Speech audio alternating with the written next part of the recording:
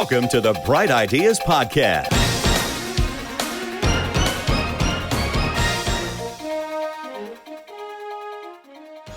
So, one of the things that I have found to be absolutely true when it comes to, so we're going to talk about ideal customer profile, ICP, or we'll call it a buyer persona, is, and I did this as an experiment in the spring of 2020. I was launching a coaching program, which was all done through my blog. And so I surveyed, I did a lot of phone calls with my target audience, which was very painful and laborious. But here's what I learned. I learned that the phrase that my target audience used most to describe their biggest problem was they wanted to, quote unquote, get more leads. Yep. So rather than come up with some other weird copywriting whiz-bang headline, my headline was want more leads, need more leads. I literally used the same words to describe their problem that they used. And I see so often companies, they don't do this. They've got somebody in the marketing department that says, well, we should describe a garbage can as a highly flexible trash relocation, blah, blah, blah, whatever. When nobody who says, I just have too much garbage in my house would ever use those words. Yeah, I completely agree with you. Yeah, I think when it comes to the customer profile, I think a mistake people make is they get way too specific on their persona. To be honest, I'm not a fan of creating personas at all, because what I think a persona is essentially a stereotype of who your customer actually is. You end up focusing on the demographic details and trying to kind of typecast someone into this bucket. And more often than not, your customer is pretty wide ranging, but I think the commonality that lets you know who your target customer is the problems they face. So exactly kind of what you were touching on is, what are they trying to accomplish, or what is the problem that they face in their role? And doing customer interviews helps uncover a lot of those things. So when we do the customer research, we try to focus on a lot of the qualitative stuff and not too much on who this specific buyer is. And that helps us back into what topics we should write on, because we know what problems the customer face and what they're trying to accomplish. And then we have a solution that we can educate them on, being a service business. And so, yeah, that's kind of how we think about finding out who the customer is. And so in the beginning of any engagement, I said that most people just jump immediately to the ideation and the topics. The step one is we talk to sales, customer success, potentially the founders, people on the marketing team, and ask the same set of questions to those people, such as what was, for the salespeople, it could be talk through the last 3 sales calls you had. What was the problem that these people came in with?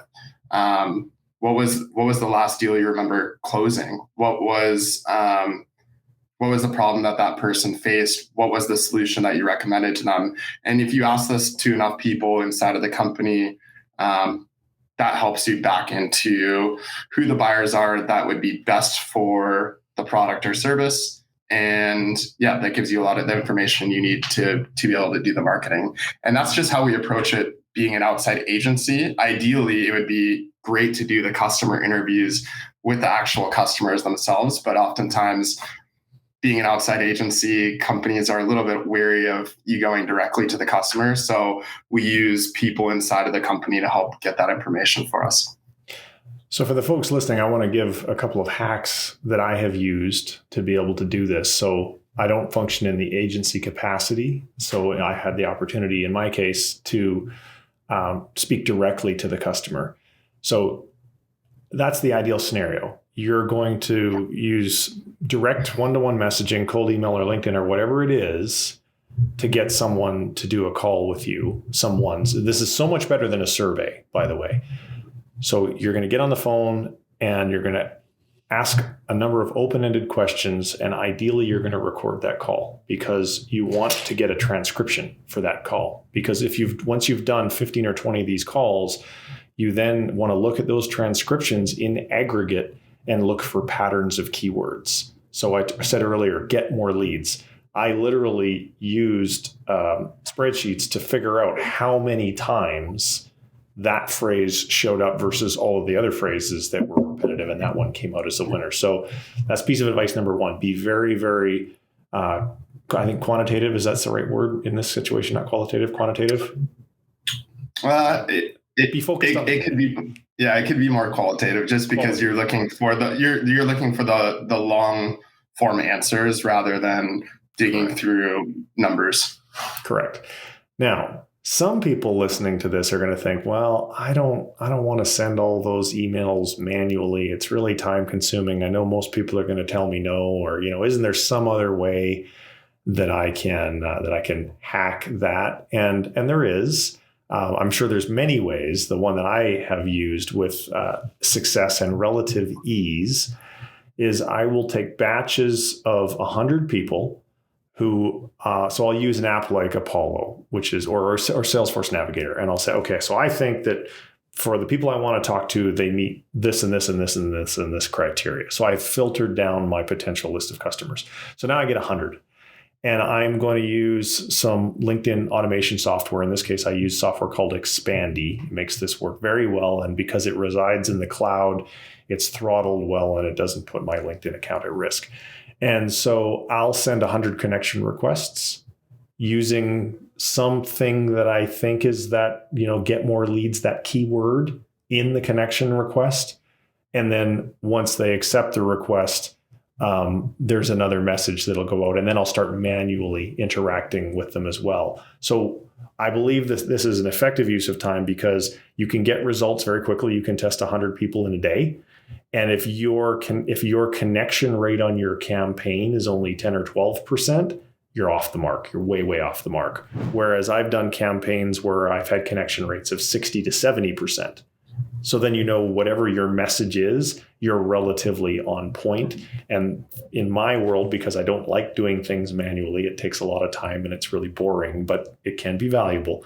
It's a way to quickly get some validation without, spamming, because you're not sending it to email. There's no, there's nothing wrong with making a LinkedIn connection request, and it gives some good feedback. So do you have any hacks or shortcuts that you can talk about to try and get this really valuable data from the horse's mouth, as it were?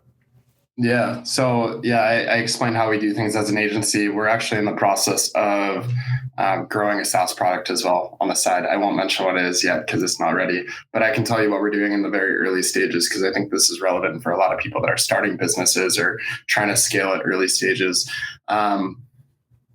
So we manually went and got the initial 20 or so customers just through network and referrals. And I think that's how most people typically grow a business, is just kind of through their network and referrals early on. But you really want to scale beyond that as quickly as possible. So what we did for the early customers is we asked them if they had any feedback on the product and if they'd be willing to hop on a 30-minute call with us. And then we go through a set of questions just asking, what is the main benefit that you get from the product? How would you describe the product to someone else?